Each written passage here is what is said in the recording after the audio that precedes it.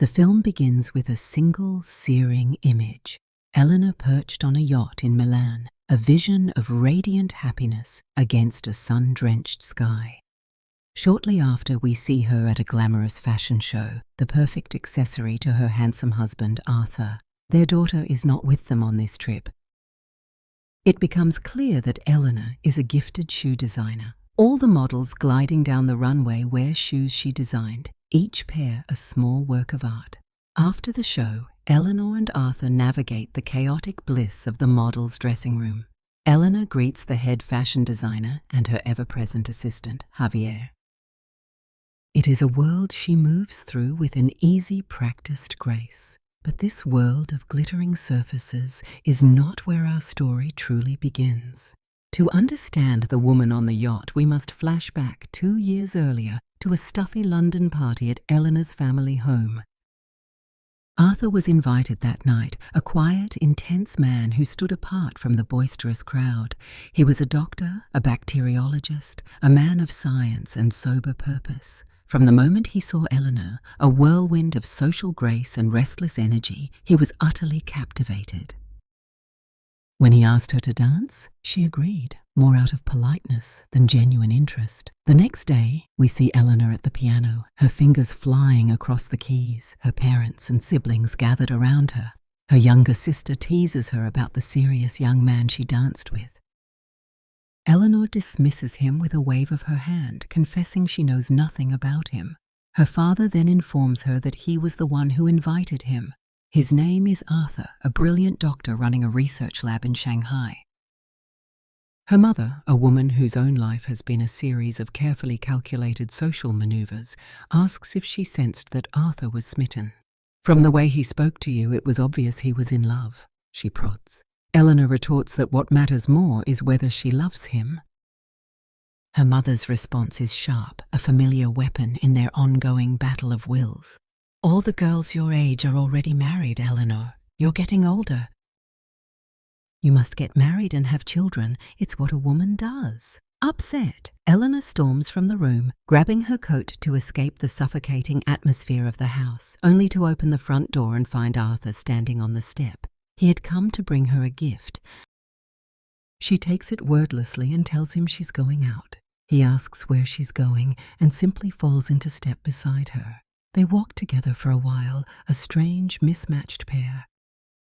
When Arthur sees Eleanor pause in front of a flower shop, he gently urges her inside, telling her to choose whichever flowers she likes. Surrounded by the vibrant colors and intoxicating scents, he tells her, his voice low and steady, that he loves her and wants to marry her.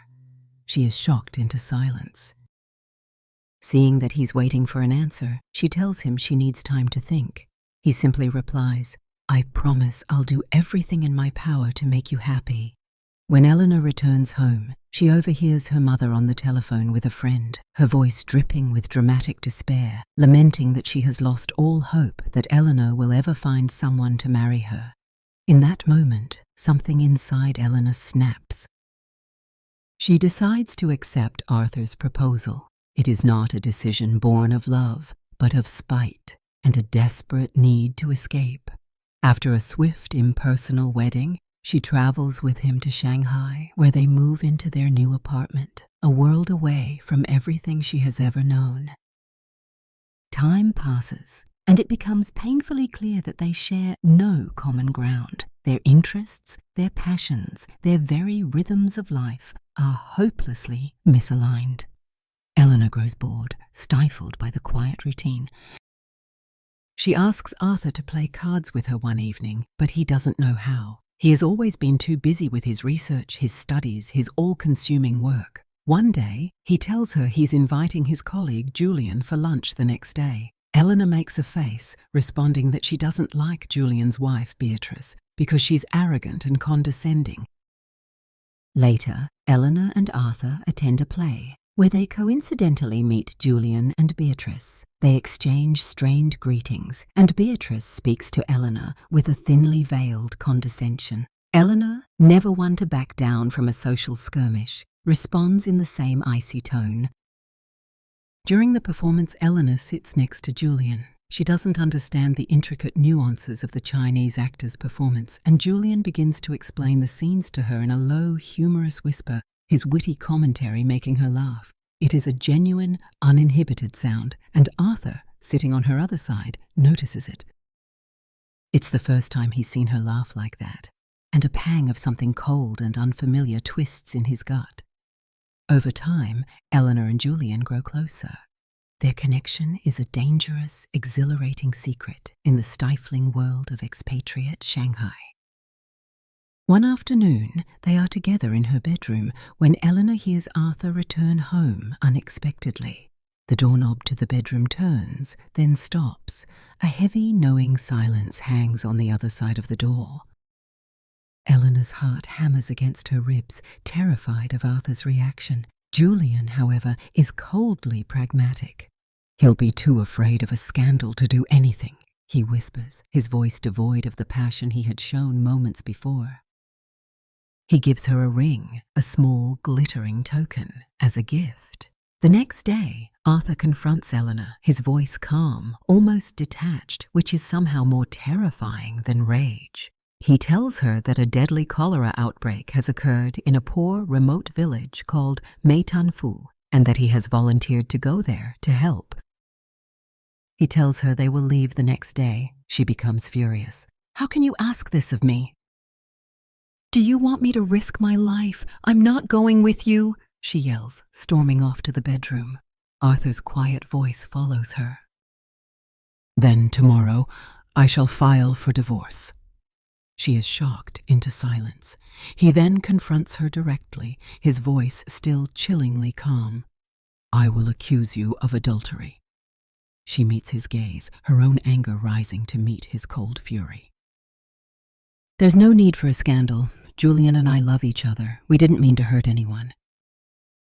"Besides," she adds, her voice dripping with a cruelty born of her own unhappiness, "you never made me love you. Unlike Julian, who made me fall for him." Arthur's face is a mask of stone. "I knew you were foolish," he says, his voice low, "but not this foolish. When I proposed, I knew you didn't love me, but I thought, in my own naivete, that you might grow to love me over time. Very well. I will agree to a quiet divorce, but on one condition." Later, Julian is seen at the exclusive English club in Shanghai, holding court with a factory owner and several British businessmen. At that moment, Eleanor arrives and sends a note to him via a waiter. He excuses himself and goes to meet her in a private room. "Arthur knows about us," she says, her voice trembling. She tells him that Arthur has agreed to a quiet divorce on the sole condition that Julian divorces Beatrice and promises to marry her. Julian's handsome face pales. He tells her, his voice cold and distant, that he can't possibly divorce Beatrice. His career, his reputation, his family, it's simply not possible. Eleanor is devastated. She tells him, her voice filled with a bitter, self-loathing clarity, that Arthur had asked her to say that because he was certain Julian would prove to be a coward. She then turns and leaves him standing there. When she returns home, she finds her bags already packed by the door. She looks at Arthur, her eyes full of a quiet, defeated resignation. "I'll go with you," she says. He simply nods. "I was sure of that. We're leaving now." They wait for their transportation to the village, which consists of local men carrying them in sedan chairs. Eleanor appears deeply uncomfortable, not just with the indignity of the transport, but with the suffocating, intense heat. After a grueling 2-week journey, they finally arrive at the village. Eleanor finds the house assigned to them modest and grim. It looks as though someone had recently lived and died there. When she enters the small, dark bedroom, she finds a small handmade doll on the bed. She picks it up, a small, poignant touch of humanity in this desolate place. But Arthur, his voice sharp, tells her to put it down immediately. He explains that the house belonged to an American family who all died of cholera just weeks before. She panics and drops the doll as if it were on fire. That night, Arthur methodically burns all the belongings of the American family in the yard. Eleanor sits alone on the porch, visibly distressed, a prisoner in a land of death. Their only English neighbour, a cynical yet kind man named Mr. Ames, arrives and tells her he's their neighbour and that Arthur has invited him for dinner. He says he'll send a servant to help her with meals and cleaning. He asks if their steamboat journey was comfortable. Eleanor tells him they travelled overland and it took 2 weeks. Mr. Ames raises an eyebrow. 2 weeks? It would have taken only 2 days by boat. Arthur then says, his voice flat, I wanted to see the countryside. At that moment, Eleanor realizes the depth of his calculated cruelty. He had intentionally made them take the long, arduous journey to make her suffer. What does it say about a person when their grief and betrayal manifest not as explosive anger, but as cold, meticulous, soul-crushing revenge? It's a terrifying transformation, a journey into a darkness from which some never return. At dinner, Mr. Ames asks if she brought any new records. As he's bored of his own small collection, she says no. Arthur then mentions he heard the village magistrate might be of some help to him. Mr. Ames replies that his name is Colonel Feng and that he's a tough, pragmatic man who doesn't much like the British. He also tells them there's a convent in the village run by French nuns. When the cholera outbreak started, they were told to return home but refused, even though one nun has been dying every so often since the epidemic began. That night, in their separate beds, Eleanor asks Arthur about the symptoms of cholera. He tells her, his voice devoid of emotion, that within the first 36 hours, the patient loses all bodily fluids, experiences extreme, agonizing pain, and then dies. The next day, Colonel Feng arrives and tells Arthur he will assign a soldier to guard the house, as the terrified villagers have become hostile towards foreigners. He leaves the soldier with them and departs with Arthur to the village. There, Arthur sees villagers drawing water from the main well. He tells the colonel they must stop people from using it until the water can be tested. Then he visits the convent, which is serving as a makeshift hospital. When he sees the cholera patients, the sheer scale of the suffering, the stench of death, he can barely endure the sight, but he forces himself to remain composed, a man of science in the face of overwhelming chaos. At the same time, a desperate, lonely Eleanor writes a letter to Julian telling him that she can't live without him. She takes the letter, along with a record, as a pretense, and leaves the house. The guard follows her until she arrives at Mr. Ames's home. She gives him the record and asks about the postman. He tells her that since the cholera outbreak, the postman has stopped working. However, if she has a letter she wants to send to Shanghai, he knows a merchant who will be traveling on Friday and can deliver it for her. She gives him the letter. When he sees the name Julian Townsend on the envelope, his expression changes. He tells her, not unkindly, that Julian is well known in Shanghai social circles for his many affairs with married women, and that he never stays with any woman for long. The casual cruelty of his words, the confirmation of what she already suspected deep down, hits Eleanor with the force of a physical blow. Shock appears on her face. She takes the letter back from him without a word and leaves. When she returns to the house, she tears the letter into tiny pieces. She then removes the necklace holding the ring Julian had given her, placing them both in a drawer and locking it, a small, symbolic act of severing her past. That same night, she has dinner with her husband, who remains very reserved, responding to her attempts at conversation with a chilling, monosyllabic coldness. The next day, Arthur and a Chinese doctor analyze the water from the village well and find it contaminated. They inform Colonel Feng, and the well is shut down. The villagers become angry at Arthur, seeing him as the cause of their hardship. That night, Arthur returns home and tells Eleanor that the nuns at the convent want to meet her the following day. Mr. Ames accompanies her to the church. On their way through the village, it's clear that the locals are upset. A group of them confronts her, telling her that the British are occupiers and should go back to their country. When they arrive at the church, Eleanor meets the nuns. The Mother Superior takes her on a tour of the convent. She sees older girls working on intricate sewing projects, and a nun tells her that all of these girls have converted to Catholicism, except for one who has stubbornly refused to adopt their faith. Then she takes her to the music room, where a nun is teaching a group of small, wide-eyed children to sing. Eleanor notices a dusty piano in the corner of the room, and the Mother Superior tells her that the nun who used to play the piano and teach the children had passed away from the cholera last week. After finishing the tour, Eleanor returns home, a strange new feeling stirring within her. That same night, she brings a plate of dinner and goes to the small room where Arthur is working late into the night on his research. When she sees him asleep at his desk, his head resting on his arms amidst a sea of papers, she quietly places the plate beside him. He wakes with a start and asks why she came. She tells him she brought him dinner. He responds coldly, his voice rough with fatigue and resentment. "Leave it and get out of my sight." When she tries to talk to him, he walks away and heads to his own room to sleep. She follows him, her voice desperate. "I want you to forget the past so we can live happily." He turns to face her, his eyes full of a deep, weary pain. "Who said I'm not happy?" "I have much more important things to think about than you. Tell me what I can do to make you forget my mistake," she pleads, "to make you forgive me." He looks at her then, and for the first time she sees the full, devastating extent of his heartbreak. "You mean nothing to me anymore, Eleanor."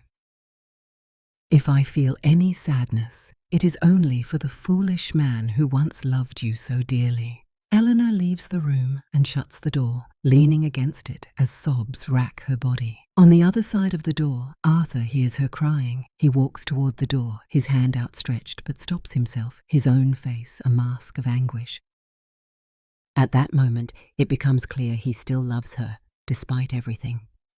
The next day, Arthur goes to the river and makes a horrifying discovery. The villagers are burying the cholera victims near the water source, contaminating it. To confirm his suspicion, he takes a water sample and heads to the convent to analyze it. Meanwhile, Eleanor, driven by a new, unfamiliar impulse, follows him. She enters the convent and finds the Mother Superior, asking if she can help. The nun, surprised but grateful, agrees and takes her to the ward for newborn orphans, babies whose mothers have perished from the disease. At the same time, Arthur tests the river water and confirms his fears. It's heavily contaminated. He asks Colonel Feng to stop the villagers from burying their dead near the river, to find another water source, or at least to bury the bodies on the opposite side. The officer responds that the distance would be too far, to which Arthur replies that there is no other solution. At the convent, Eleanor begins caring for the children. The task is difficult, messy, and emotionally draining, but for the first time in a long time, she feels a sense of purpose. When Arthur sees her there, he asks, his voice sharp with surprise, "What are you doing here?" She replies simply, "I volunteered to help care for the children." After some time, we see Eleanor in the convent's music room, sitting at the dusty piano. She is playing and singing with the children, who are filled with a simple, uncomplicated joy. At that moment, Arthur is at the convent and hears the sound of the music. He goes to the door of the music room, and when he sees her there, surrounded by the laughing children, her face illuminated with a genuine, selfless happiness, he looks truly happy for the first time. Soon after, Eleanor begins to play the same waltz they had danced to on the night they first met. Arthur recalls how beautiful she had looked on that day, how he had fallen in love with her at first sight, and a wave of complex, conflicting emotions washes over him. What does it take for forgiveness to begin? Is it a grand gesture, or is it found in these small, quiet moments of shared humanity and rediscovered respect? The path to redemption is rarely straightforward. A few days later, while they're at home, Eleanor tells him she's proud of the noble, selfless work he's doing in the village. He replies, still guarded, that he doesn't think she truly understands what he's doing. She responds with a newfound honesty. "I won't deny that I don't understand your work, that I've never cared much for science or research. That's because I was raised on a diet of country clubs, tennis matches, and social outings. But if you tried to understand me, if you let me into your world, I'm sure I could begin to understand." For the first time, Arthur seems to truly see her, to understand her. He simply says, "You're right." After that, the local authorities begin to bury the bodies themselves, far from the river. The villagers' anger toward Arthur intensifies. Meanwhile, Colonel Feng visits Arthur and tells him he went to the convent and asked the Mother Superior not to allow the nuns to leave, as there were riots in the village due to the new burial practices.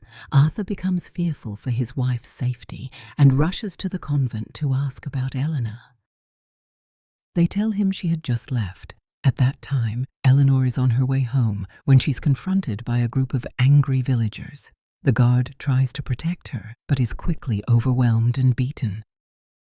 She attempts to escape, only to be surrounded. She seeks refuge in a nearby abandoned house. Just then, Arthur arrives, placing himself between her and the hostile crowd.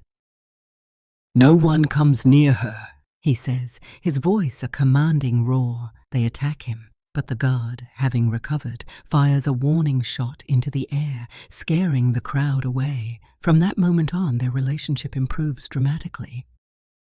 They begin to live like a truly loving married couple, their shared trauma and newfound respect forging a bond far stronger than their original, superficial marriage. Arthur takes her on a boat trip along the river, a quiet, peaceful moment of shared connection. Later, while Eleanor is at the convent, she feels suddenly violently unwell.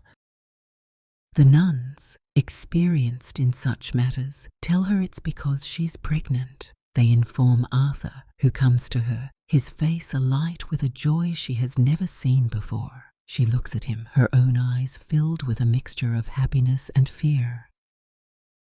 "Arthur," she says, her voice trembling, "I'm not sure if the baby is yours."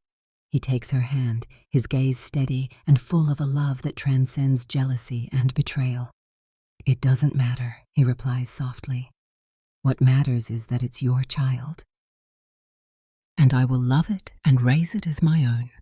Later, Arthur succeeds in significantly reducing the cholera outbreak in the village, but his victory is short-lived. A nearby village where all the people are infected begins moving into the area, desperate for help. When Arthur finds out, he tries to stop them, fearing a new, uncontrollable outbreak. A major conflict erupts between the two villages. Eventually, Arthur convinces the infected villagers to stay in a makeshift camp on the village's outskirts, and he goes there himself to treat them, exposing himself to immense danger. A few days later, Mr. Ames comes to the house with grim news. He tells Eleanor that Arthur has contracted cholera. She breaks down completely, then rushes to the camp to be by his side, but his condition worsens rapidly. One night, as she sits by his bedside, holding his hand, he looks at her, his eyes full of a deep, profound love. "Forgive me," he whispers, his voice weak. She brings his hand to her lips, tears streaming down her face. "If only you could forgive me," she replies. And in that moment of perfect tragic understanding, Arthur dies. After his burial in the small foreign cemetery, Eleanor returns to London. 5 years later, she is with her young son, also named Arthur, at the same flower shop where her husband had once confessed his love to her. As they leave the shop, she runs into Julian. He stops her, greeting her with his old familiar charm. When he tries to start a conversation to rekindle something of their past, she brushes him off with a cool, polite indifference and walks away. Her son looks up at her, his small hand in hers. "Who was that, Mommy?" he asks. She looks down at him, a small, sad, wise smile on her face. "No one important, my love," she replies. "No one important at all." And that is where the film comes to an end. It is a story that teaches us about the extraordinary capacity of the human heart for both great cruelty and profound forgiveness, and how sometimes, in the most unlikely of places, we can find the truest version of ourselves. If you were moved by this powerful story of love and redemption, please don't forget to subscribe to the channel and like the video. And tell us in the comments, do you believe true love is something you find or something you build through forgiveness and shared experience?